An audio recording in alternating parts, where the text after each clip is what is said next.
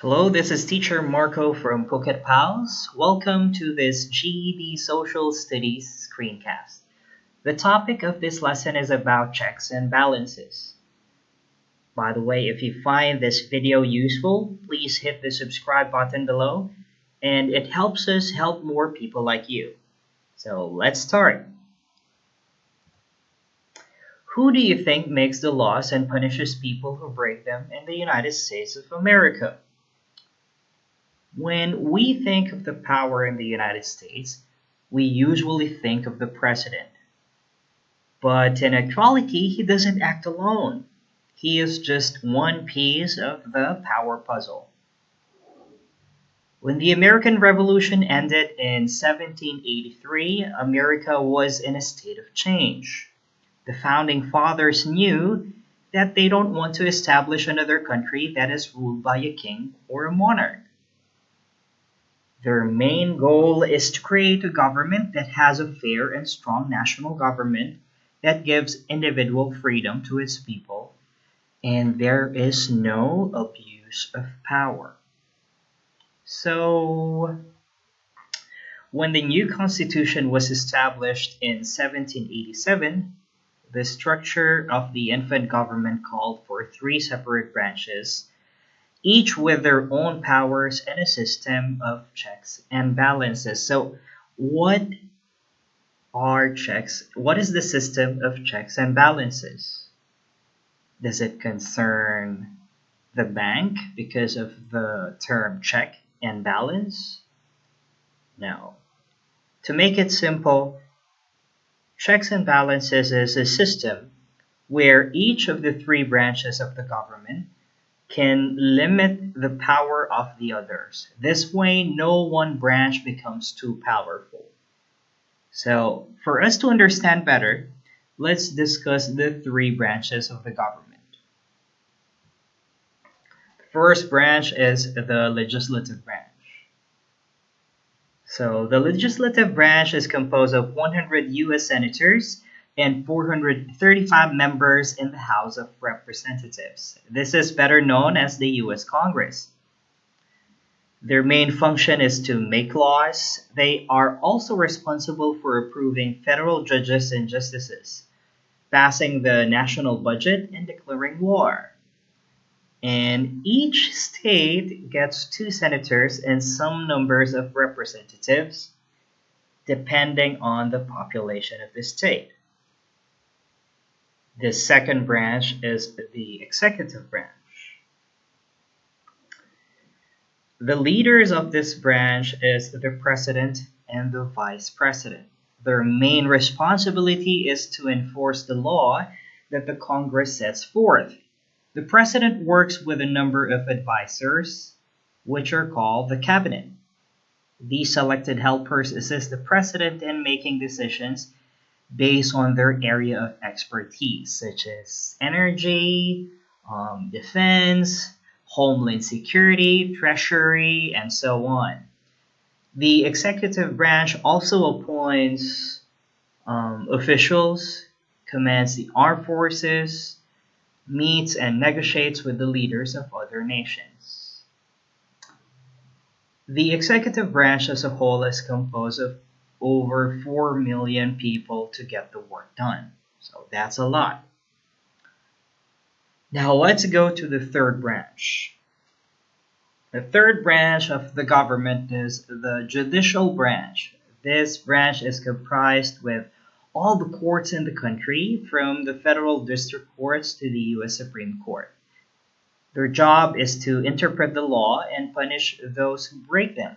The highest court, which is the Supreme Court, settles disputes among states, hears court appeals from state courts, and determines if federal laws are constitutional. There are 9 justices in the Supreme Court, of which they have to serve for life, or for as long as they want to stay in that position. Now, let me give you 3 examples of the check and balances system. First, The legislative branch can pass a law. The way the executive branch checks that is by either agreeing or vetoing it. So if you take a look at this arrow, this is the system that they are following. The second example that I would like to show you is the judicial branch apprehends the laws and the executive branch checks that by choosing all the justices in the court. And my third example is the executive branch can veto a bill while the legislative branch checks that by looking at it again and possibly canceling the veto. Have the power to override presidential vetoes. Okay. This chart is very helpful for people who are taking the test, so I advise you to take a look and try to familiarize yourself with this diagram. Now let's go to the GED practice test exam. Let me share to you some questions taken from previous tests, and let's try to answer it using the concept that we have learned today. Let me read the questions. Number 1, which is an example of the checks and balances in the U.S. government? A. Under the U.S. Constitution, power is divided between the federal government and state governments. B. The legislative branch of the government is Congress, which is divided into the Senate and House of Representatives. C. The executive branch of the government can propose laws and is responsible for carrying out laws enacted by Congress. And D. By a 2/3 vote of the Senate and House, Congress can pass a law despite a veto by the President. I want you to take a look at this, and then let's check the answer.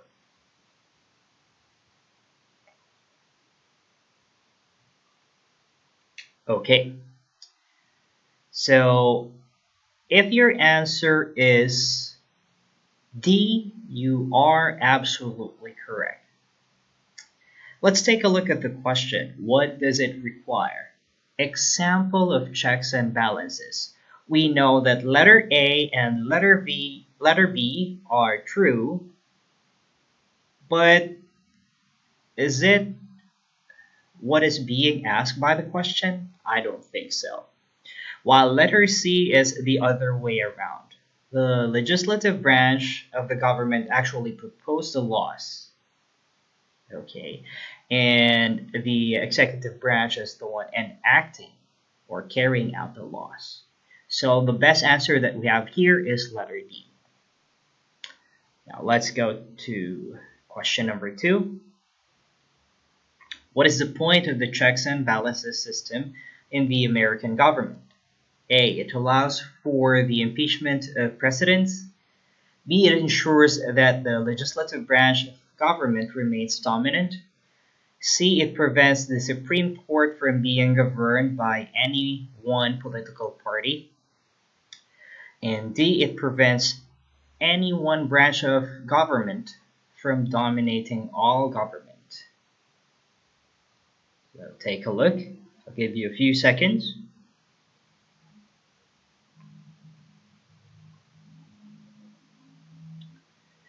Okay, what do you think is the answer?